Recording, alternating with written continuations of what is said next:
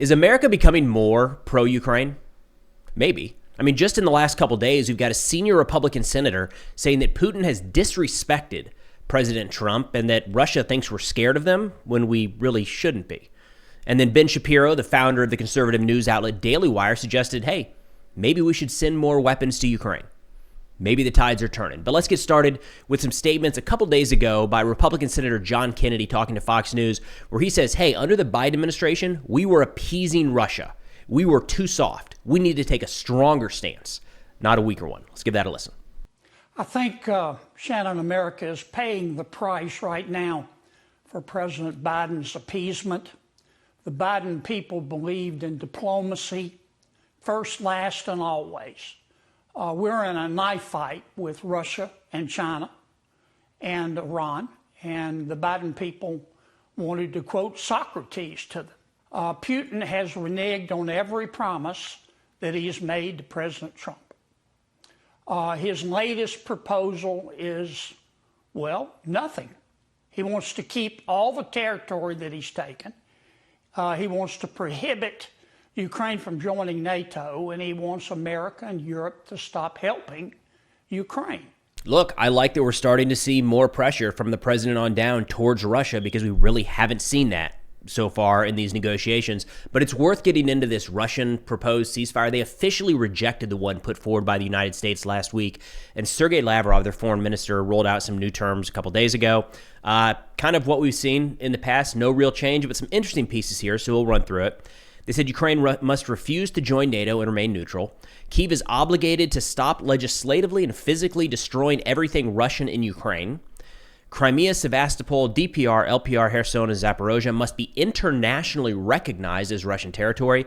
Look, that's a significant one. It's not just saying that Russia is going to take it or that Ukraine must recognize it, but around the world, all countries must recognize that Russia officially owns this territory now. That's a big ask when you're negotiating between two parties there. They say all sanctions against Russia must be lifted, lawsuits and arrest warrants canceled, and frozen assets returned. So across the board, all of that going away. Moscow must receive reliable security guarantees against the threats created by the hostile activities of NATO, the European Union, and their individual member states on our western borders. So Russia's very nervous, supposedly, that somebody might come after them as they're in the midst of an invasion of their neighbors. They say the task of demilitarization and denazification of Ukraine is not removed from the agenda. Happy to see those are still there from day one. And they say all of Kyiv's obligations under the peace agreement must be legally enshrined, have enforcement mechanisms, and be permanent. So again, similar to what Senator John Kennedy said a moment ago, Russia wants everything and they're not giving anything up. Senator Kennedy says they think we're afraid of them right now. That's not how this should be, and it's not going to get better anytime soon until we take a stronger stance. Let's give that a listen. I think he thinks we're afraid of him. He has jacked around President Trump at every turn. He has disrespected our president. I don't think it's going to get any better until we make it clear to Mr. Putin that we are willing to turn him and his country into fish food. And I'm not talking about nuclear weapons or nuclear war. I would start with oil. All right, so haven't heard that fish food threat before. I guess we're not necessarily threatening military action, more still economic, but nonetheless, again, this is a Republican senator coming from the same party that the current administration is, so it's some pushback from inside the House, if you will. However, it's not across the board, because that whole idea that we're scared of Russia has been consistent throughout this conflict. The biggest thing has always been, what about nuclear war? And Russia will rattle that nuclear saber every so often just to remind us, we could always do this crazy thing.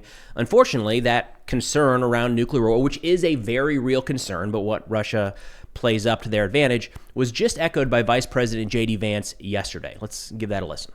If this doesn't stop, the Ukrainians aren't winning the war. I think there's this weird idea among the mainstream media that if this thing goes on for just another few years, the Russians will collapse, the Ukrainians will take their territory back, and everything will go back to the way that it was before the war. That is not the reality that we live in. If this thing goes on for another few years, we could have, societies collapsing. The demographics of both of these countries are a nightmare. You could have millions of more people killed if this thing goes on for another few years, and it could risk escalating into nuclear war. It has to stop. It is the policy of this administration that it stops. And I guarantee you the president is having all of his people, including me, work very hard for that end goal. Hold on. Did you see the email at the bottom of that? You had freedom@charliekirk.com. I feel like my Preston at warstories.co is very underwhelming now. I need a freedom email address. Maybe I'll jigger that up a little bit, try to find something a little more America. But nonetheless, so we are unfortunately hearing again these nuclear concerns out of Russia. It's frustrating because Russia is taking offensive action to take over territory that is not theirs. And then when there's a threat of that country defending itself or trying to say, Russia, get out of this place that is internationally recognized as somebody else's country, that's when these nuclear threats come out. And I just wish we'd push more back on Russia and the international community would come together to say, like, this isn't acceptable. You can't just do whatever you want. And then anytime somebody tries to stand up to you, say, yeah, but nukes, we could, I don't know, we might, Finland, Sweden, maybe, they're right there. So nonetheless, we fortunately haven't heard a lot of the nuclear talk in quite a while, but it seems to be coming back a little bit. But shifting over to some more of this pushback from inside the House, we have Ben Shapiro, who just recently went over to Ukraine and interviewed President Zelensky. Long interview, worth a listen. He came back and kind of did a roll-up of his thoughts on how this all went, and he added some commentary following President Trump's meeting with Zelensky at the Pope's funeral. And I thought some of this was worth running through because, again, this is a notable voice on the right side of American politics, and generally speaking in the United States right now, any pushback to the support of Ukraine is on the right. So the left side of the aisle tends to more support Ukraine than not. It's the opposite on the right. So when you have a leading media figure like Shapiro here saying, well, some of the stuff he's getting ready to say, for one, maybe Trump is actually coming to terms that Russia is the bad guy. Here you go. That does suggest some sort of warming to the idea, the reality that Russia is the problem here because Russia is the problem here. The New York Times has a piece today saying President Trump's standing among Ukrainians is practically on life support, but many cheered one statement he made on Saturday after meeting with Zelensky. That would be the statement that I just read. The day's events were a victory of sorts for Zelensky and Ukraine at a critical junction in the war, which began with Russia's full-scale invasion in February 2022. The United States has been pushing Ukraine to accept a peace plan that seems in part a gift to Moscow. But now Ukrainians see a small glimmer of hope that Mr. Trump will not try to force Ukraine into a lopsided peace plan. And Shapiro actually went on hammering some of these points that have just been so frustrating to deal with in recent years, where he kind of, hey, Ukraine did not start this war by crossing into Russia. Russia started this war by crossing into Ukraine, which at some point, like, you can clearly see that. Right? That doesn't take, you don't have to be an expert analyst to figure that one out. Unfortunately, that continues to permeate. So you can see Shapiro just hammering on that point while he's at it. But he also brought up another issue here that I feel like gets a lot of attention in the United States, this idea that we can just tell them, you're done. This is the end. Here's the peace deal. Sign it. And Shapiro makes the point that we've talked about a lot in previous videos. We can't force them to make a deal. We can't force either one of these parties to agree to all of these terms. Here is how Shapiro puts it in his words. Now, again, the United States can't actually force Ukraine into a lopsided peace plan. We can't, nor should we, because Ukraine simply cannot give up all that territory and have no security guarantees and vow never to join NATO and not have any European troops on its soil to provide a trigger force or anything like that. It can't do those things. It just will refuse, because that's essentially guaranteeing that in 2 years, Russia invades again and takes the rest of the country. So I would add to that we do have, and we talked about this a lot, we do have some leverage over Ukraine. I would say more leverage over Ukraine than Russia at this point, but not 100%. This is not, people have liked to say that this is our proxy or a puppet and we can, whatever we say Ukraine does, it has never been that, and it is far from that right now. So if these terms are not agreeable to the Ukrainian people, who President Zelensky is accountable to, it's not going to be agreed to, full stop. And I think I'm not sure that we totally understand that here in the United States quite yet, for whatever reason. But nonetheless, Shapiro hammered that home. And then he said, hey, there is a solution here. Maybe instead of economic sanctions and ramping those up, we could always just ship more military aid, which is not an argument that we hear often from the right. And it's notable that it's starting to come out now. Here you go. Well, I mean, there's a third way that he could be helped along, and that would be increasing the amount of military aid to Ukraine to put actual military heft behind any sort of secondary sanctions. Russia economically has escaped many of these sanctions by selling oil to the Indians or the Chinese. They've created their own sort of shadow banking system So the sanctions have been effective in some ways, but they have not been completely effective for sure. And if Ukraine does not succeed on the military front, the rest of it becomes sort of a moot point. So this was kind of my pie in the sky hope at one point, was that, President Trump would get into office, say we're going to wrap this thing up very quickly like he had been saying, and then Putin would not go along with it. So Trump, out of frustration, would say, fine, we're going to give Ukraine more weapons and let them do whatever they want, and we're going to increase the pressure via Ukraine on Russia to come to the negotiating table. Whatever percentage you want to throw on that. Was that a 1% chance, less than that, 10%? I don't know. I kind of thought that could be in the cards, and that's where Shapiro's going now. Like, hey, we've tried all of these other things. Have we tried, flooding military supplies into Ukraine like they've never seen since this war began?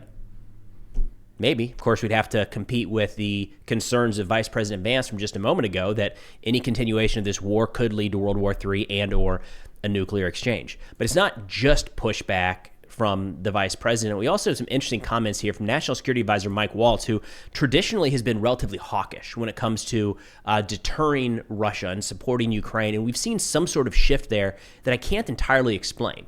But again, to show kind of this back and forth on the right now, Brian Kilmeade on Fox News was interviewing Mike Waltz, and Kilmeade said, like, hey, look, I like this Zelensky guy. I think he's a leader. I think he's genuine. I don't believe all this nonsense about him stealing and hiding funds.